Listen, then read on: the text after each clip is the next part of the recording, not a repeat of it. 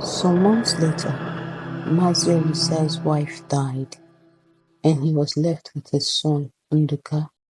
Days turned into months, and months to years, and Nduka grew older, and Mazi Olisa did not fulfill his promise to olanma. Mazi Olisa's decision was now fully obvious, and olanma felt like the world was sinking down to the earth. She felt so sorrowful and helpless. Olanma thought of how sorrowful her life has been.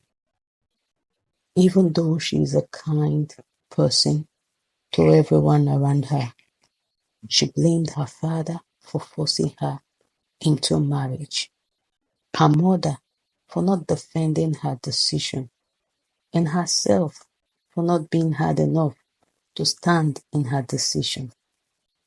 She thought about her old age and how lonely she would be, having no husband or child around her, for nobody will want to marry a twice widowed woman who by tradition is still married to her in-laws' family.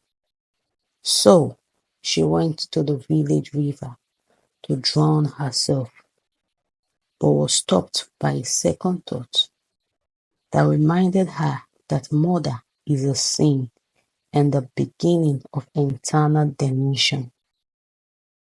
One day, as she was sitting under a tree selling her mother's goods, information came to her by her childhood friend, Namaka, that her father-in-law will be visiting her local market for his cattle business. On hearing it, Olama got angry because she blamed him for all her predicament. For if he hadn't come to marry her, she would not have faced this misfortuned life. On another thought, she devised a plan. On the night of Mazi Olisa's arrival, Olama took off her mourning clothes and put on a seductive clothes like a harlot, but put on a veil on her face so no one will recognize her. Olama stood by the way, and as soon as she sighted her father-in-law coming, she offered herself like a prostitute to him, and he promised to send her one of his cattle as a prize, but she demanded for his staff and his custom ring bearing his name as guarantee, so to be sure the cattle will come. But before dawn, Oloma quickly put on her mourning garment and ran away as fast as she could before she would be recognized.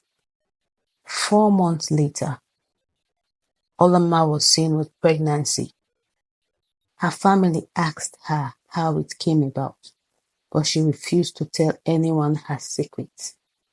When Maziolisa, her father-in-law, heard that Oloma was pregnant, he insisted that she should be brought before him and burned to death, as custom demands.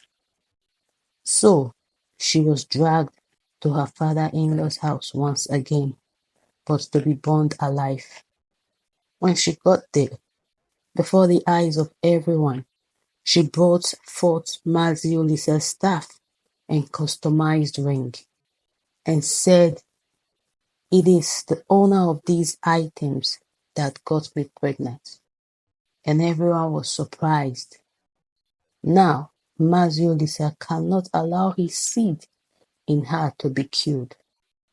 Filled with guilt, Maziolisa recognized his sin and acknowledged his failure to provide for his daughter-in-law.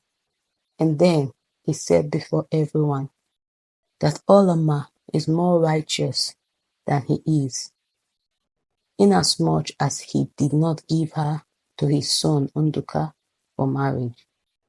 Maziolisa repented of his hate for her and promised not to ever touch her again and to take care of her henceforth. So, when she was due, she gave birth to twin boys, and Mazi-Olisa named them Chidera and Madabuchi. Mazi was so happy, for when he thought he had lost almost everything, God showed him mercy and replenished him.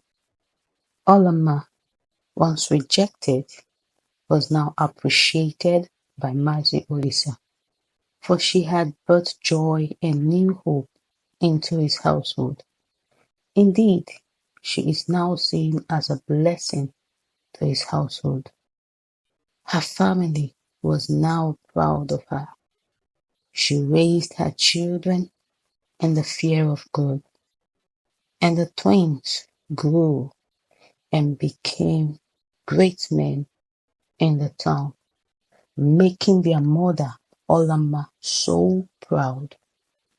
Mazi-Olisa's life is a testament to God's prevailing mercy, for even the most flawed and sinful of men can be used and blessed by God, not because of their merits, but because of His grace and the power of repentance.